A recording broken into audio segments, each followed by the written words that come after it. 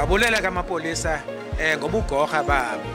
Nozama uqinisekisa into yobana asizukoyiswa yimigewu. Kubanjwe abanye abarhanelwa abathathu emva kokuphangwa kwesithuthi. Ukumkani Misuzulu kaZwelithini uthe akwamkelekanga kuba kubekho abantu abalala bengatyanga ngelixa evula ngokusesikweni indlu yowiso-mthetho yephondo eKwaZulu-Natal.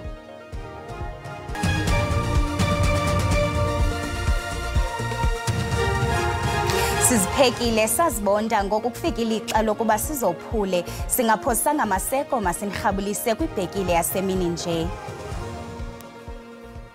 Kubanjwe abanye abarhanelwa abathathu emva kokuphangwa kwesithuthi semali kuhola wendlela u-N6 phakathi kweMonti neCumakala eMpuma Koloni izolo. Banjwe besendleleni esingise ngaseNxube esaziwa njengekaladokhwe. Abakwantsasana basifumene isithuthi sabarhanelwa basidubula ze umqhubi waphulukana nolawulo lwaso. Kufunyelwe imipu nemali engachazwanga ubungakanani ngokuhlwa kwayizolo. Abanye abarhanelwa abahlanu abakholelwa ukuba babeyinxalenye yokuphangwa kwesithuthi semali baye babulawa kuqhushumbo dubulo namapolisa kwindlu yakwilali yakwaGom eQoboqobo. Umntu omnye uye wabanjwa. Ndiyabulela kamapolisa ngobugorha babo. Nozama uqinisekisa into yobana asizukoyiswa yimigewu. Funeka ubucriminal obu siboyise. Siyaqinisa ke indlela esibenza ngayo uqinisekisa into yobana iintlola zamapolisa ziyakwazi ukusinika inkcukacha ukwenzela ubana sizikhusele izinto ezi singa-react sibe preventative. Memelela ke nabahlali uba mabasebenzisane namapolisa kuba kaloku le migewu inamakhaya wayo ayiwimithini bayaziwa abantu benza le mikhuba. Sithi ke sawusebenzisana ke nabahlali ubheka phambili mikhuba.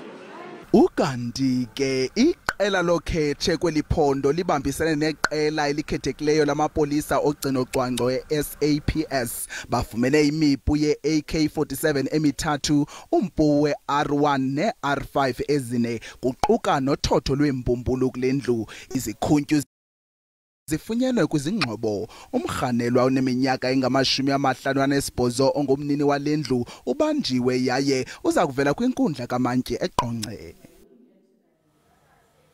Uyivule ngokusesikweni indlu yowiso-mthetho yephondo eKwaZulu-Natal ukumkani Misuzulu kaZwelithini eMgungundlovu ngale ntsasa. Ukumkani Misuzulu uvakalise inkxalabo impilo yabantu esithi akwamkelekanga kuba kubekho abantu abalala bengatyanga. Umntwana omhle ukwavakalise inkxalabo ngolwaphulo-mthetho olukhatshwa zizigalo KwaZulu-Natal.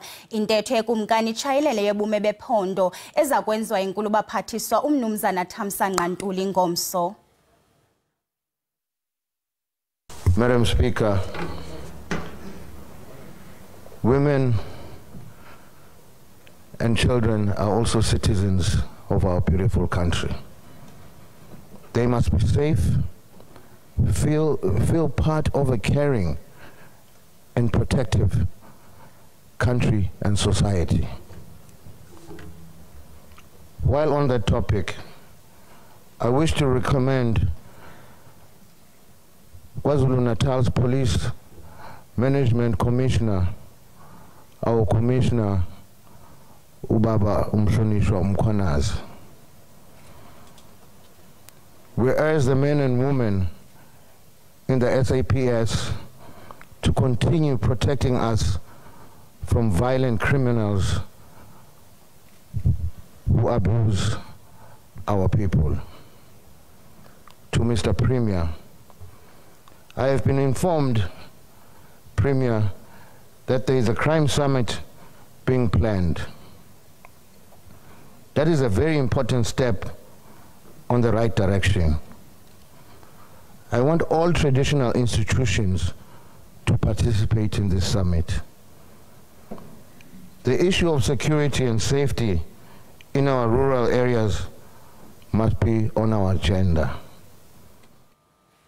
Iqala le-ANC uba uMavuso Msimang lithi kungcono kweliqela ngokagxothiweyo umnumzana Jacob Zuma. Umnumzana Msimang uthi lo esakuba ngumongameli we-ANC makazigxeke yena ngokugxothwa kwakhe i-ANC. Eliqela lithoka Zuma usingele phantsi isidima se-ANC ngokuqhogana neqela i-MK Party. Akukacaci nokuba umnumzana Zuma uza kubhena kwisigqibo sekomiti yoluleko kazwelonke sokumgxotha. Uneentsuku ezingama-21 zokubhena. Umnumzana Msimang uthi kwakungamelanga kwakuba ube ngumongameli welizwe umnumzana Zuma. The Veterans League welcomes the decision. It's happy with the process that was, once this thing started, that was followed, and is very happy about the outcome. It couldn't have been different, but there's absolutely no doubt that this has happened 6 months too late. First instance, the fact that he even became elected as president is indicative of the caliber of the ANC member. This is a person who was elected to this position in 2007 after a court had found somebody guilty and 15 years for bribing Jacob Zuma.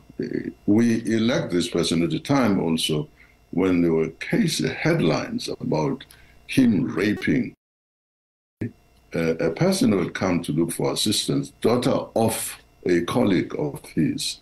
And then, of course, the judgment was that it wasn't rape, it was consensual.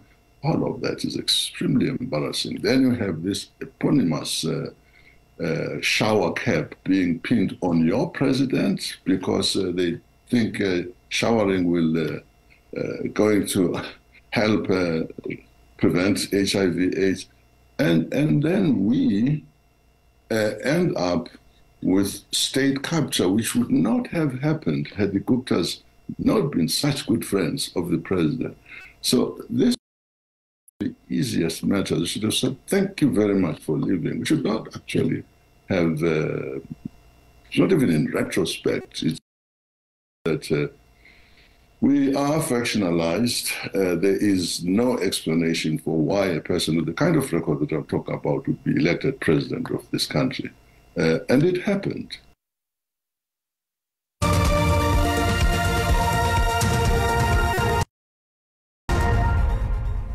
Sinamkele kwakhona kwindaba zelijelo uyakwazi ukubukela kwakhona ezindaba kwijelo le-YouTube uthi SABC indaba zesiXhosa. Ukanti xa ubukele sicela ucofe ulike ze uba ukamcofa usubscribe sibongoza wenze njalo. Xa sihlabela mgama isebe lemicimbi yezekhaya liphantsi phezulu eMonti eMpuma Koloni nenkqubo emele ukusondeza iinkonzo zelisebe eluntwini. Intatheli yelijelo Abongile Yantyisi usiphathela le ngxelo.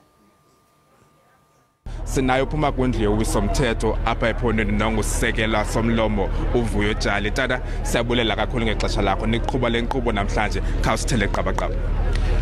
Manibulele kuwe msasazi isebe i-provincial legislature kwi-office kasekela somlomo webhunga laseMpuma Koloni ipartnerishe ne-department le yakwa social development ekuqinisekiseni yakwa home affairs ekuqinisekiseni into kokubana sithatha i-services kubo kanye abantu bekwindawo ngendawo siqwalasele into kokubana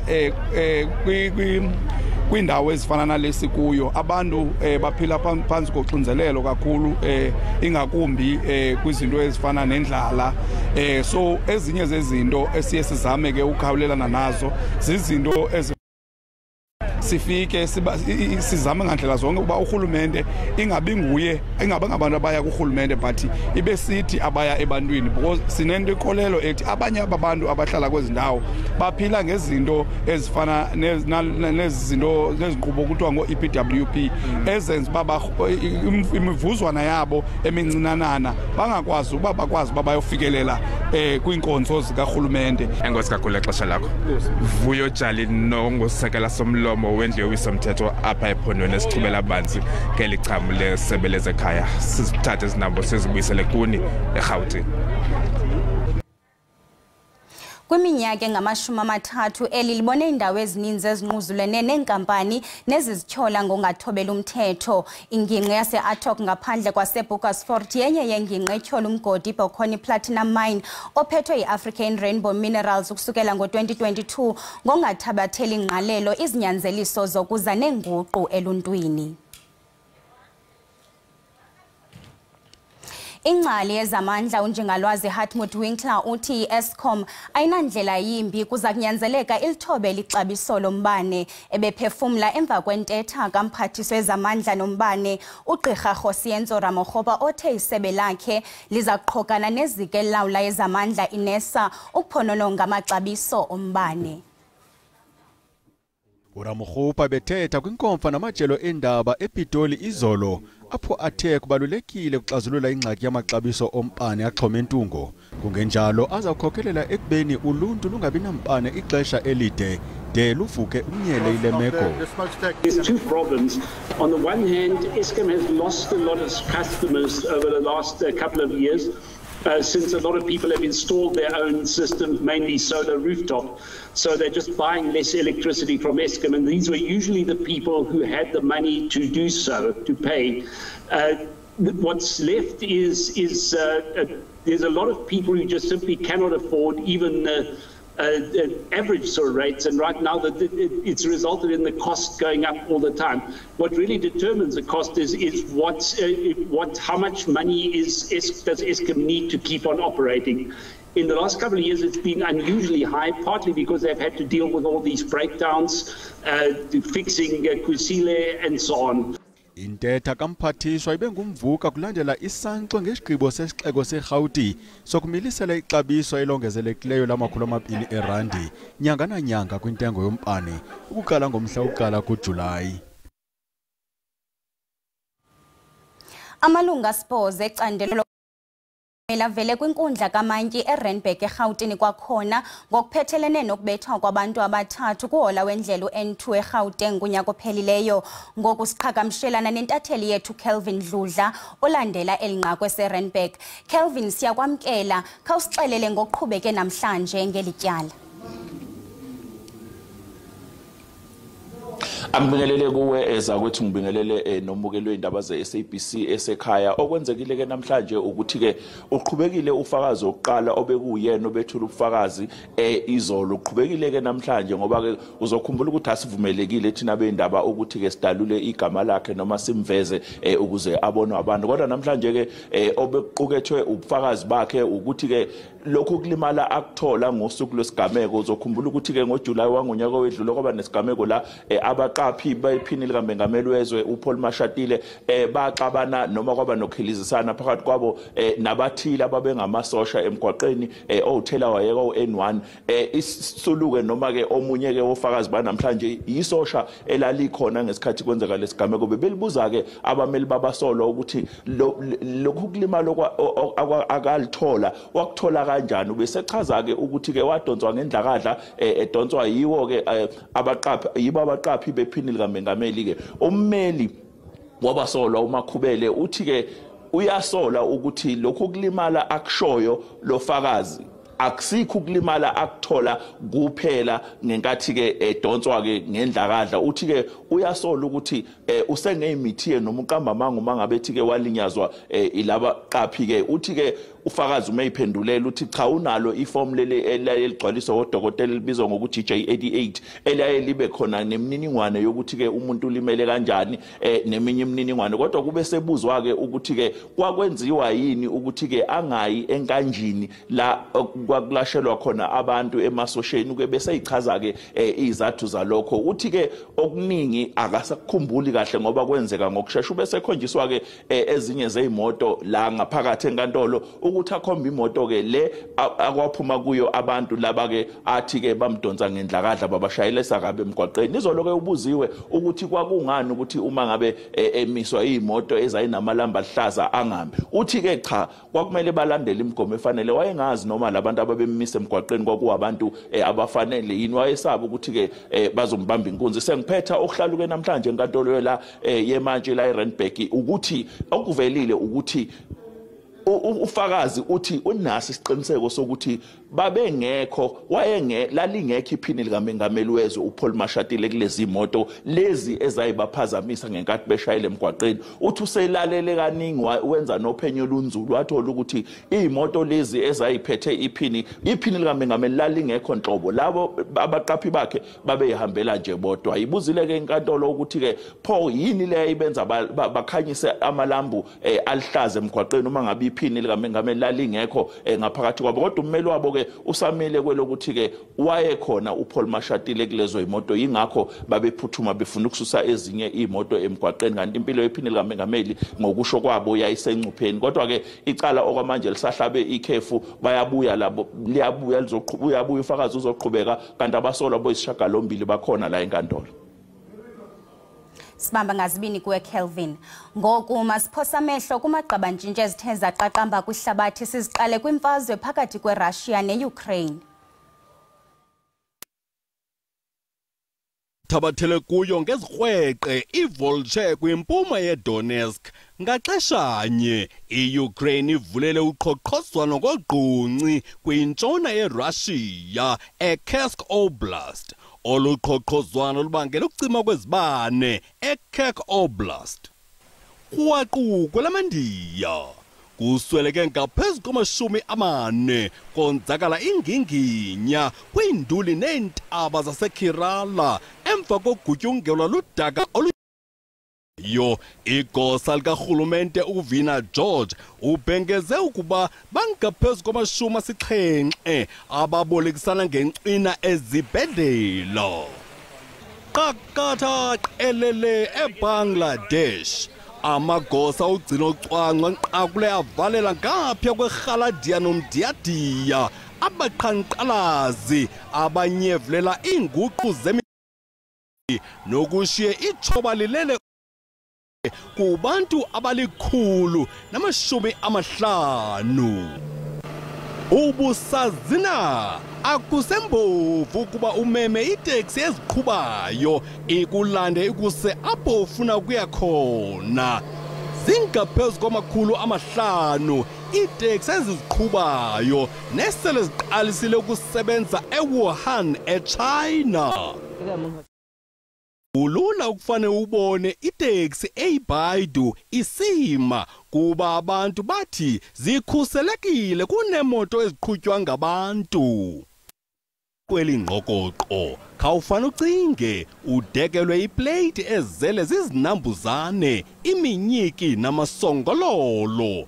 Konke oku kuxutywe nepasta kwindawo yokutyela ephambili eSingapore. If you eat it with the eye closed, you can tell it. It's a crickets. Ndisohlulwa ngamaqonya andizi, qhubani nitye qongqololo. Ukanti ke ngoku njengesiqhelo ngeli xesha sinayo intatheli yethu ezobuchwepheshe uSandile Hlangani esiza kumngcambazisa ngezamaqonga unxibelelwano. Sandile, siyakwamkela. Yeyiphi imiba etrendayo? Ngumgqatswa weMiss SA wenza isangxwe ke ku-social media. Abantu abaninzi ke ku-social media bayamtyhola bathi ayingommi opheleleyo weli lizwe. Iye yavuselela into ethikeleyo. Umntu ekufaneleke ukuba abe ngummi wase-South Africa ngumntu efanele uba wenze njani.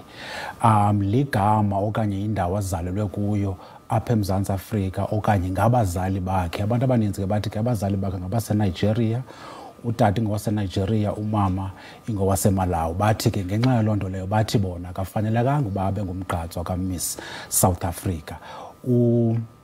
Minister ke uGayton Makenzo we-Arts and Culture ulindeleke uba ke atsho yena uba ucinga ntoni ngalomba. Uba uyakhumbula ke kwiveki ephelileyo uDales omnye wemvumi ezicula irepha ebeye wafunyanwa si-stroke.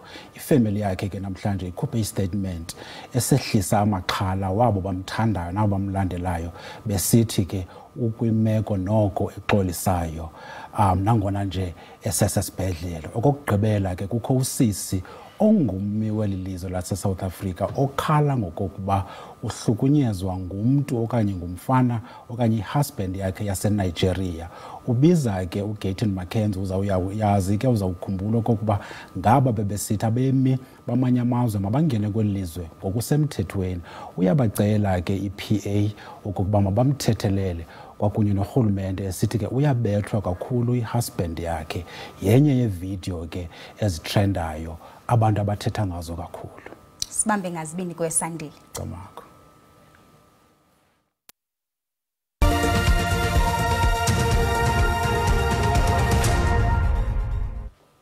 Indadi yomzantsi Afrika uTatiana Smith usecicini lokumilisela igama lakhe kuluhlu lwamaqhawe ezemidlalo. Uzuzele iqela lomzantsi Afrika imbasa yokuqala yegolide kwimidlalo ye-Olimpiki eParis phezolo kumgama ongangekhulu lemitha kwi-breaststroke yamanina. Ukwayintandane nakumgama we-200 meters breaststroke yangolwesine ugqatso waliphumelele eTokyo kwiminyaka emithathu eyadlulayo. Siusonga njalo nto zakuthiwa semini nje kwakhona ngentsimbi yesixhenxe ngokuhlwa de kube lilixelizayo kamnandi.